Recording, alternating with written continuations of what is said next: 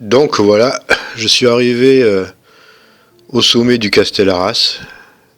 Là on voit la fameuse chapelle Saint-Jean.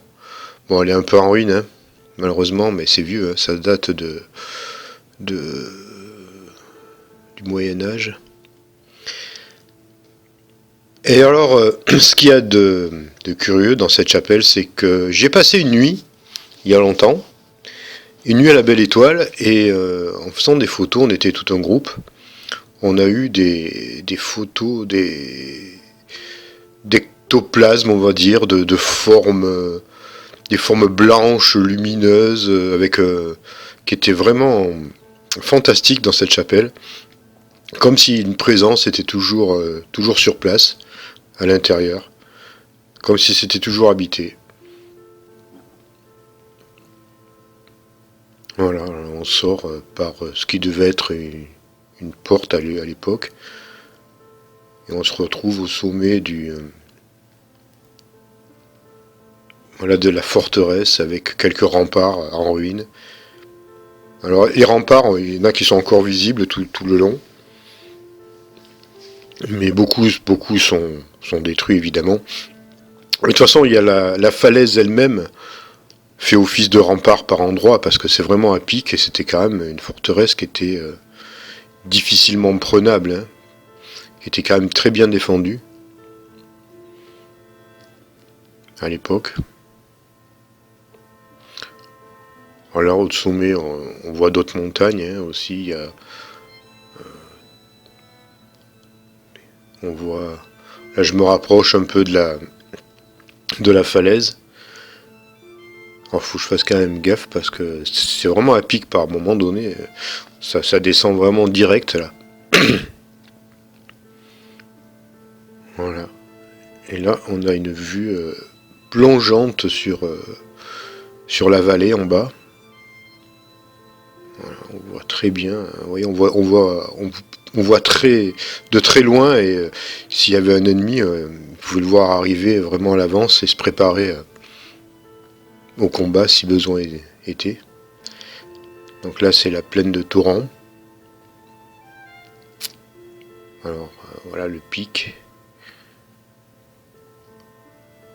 Alors tout au fond, vous voyez, il y a on voit pas très bien là, mais tout à l'heure on va se rapprocher, c'est une statue de la Vierge, mais qui n'est pas d'époque, hein.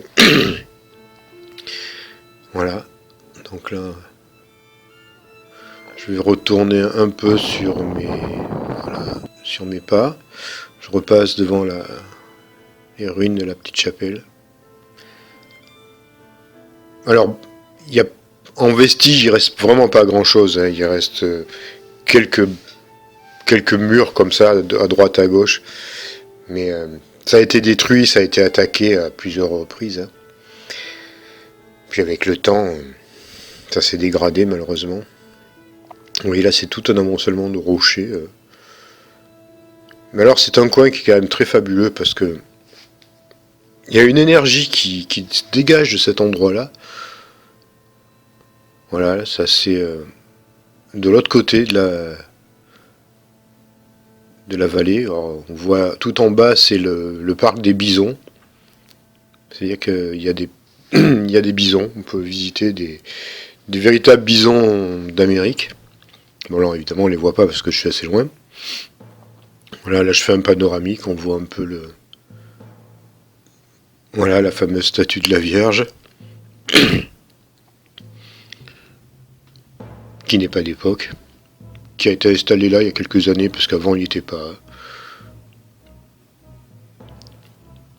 Voilà. Alors là-haut, ce jour-là, il y avait vraiment un vent glacial. Malgré tout, parce qu'on est quand même à 1400 mètres d'altitude. J'ai dit 1300, mais en fait c'est 1400. Voilà, au fond, alors là. Voilà. Là, je refais une autre prise de vue de notre angle. Alors c'est pas c'est pas énorme en superficie, ça fait vraiment un tout petit plateau. On voit encore quelques remparts en bas aussi. Ils sont bien protégés, hein. C'est pas énorme, mais bon. Alors il y a comment dire, il y a une légende, enfin une légende, comme quoi il y aurait un trésor templier aussi quelque part cachés. Il y a eu beaucoup de chercheurs de trésors qui ont essayé de le retrouver. On ne sait pas si c'est vrai. En tout cas, ça a intéressé beaucoup de chercheurs. Alors là, je m'approche et vous allez voir dans le fond, on voit pas très bien évidemment parce que c'est loin. Mais dans le fond, c'est le col de Vence.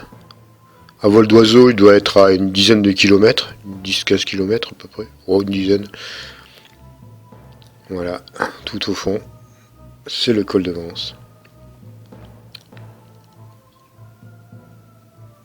Voilà, donc c'est quand même un lieu qui est très agréable. Moi j'y ai dormi, j'ai passé une nuit vraiment exceptionnelle à la Belle Étoile, c'était fabuleux. Là je redescends.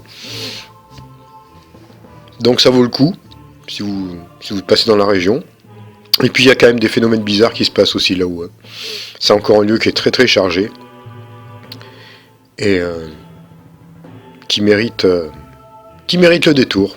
Voilà, c'était pour vous faire visiter un petit peu le Castel Arras de Thoron. À bientôt.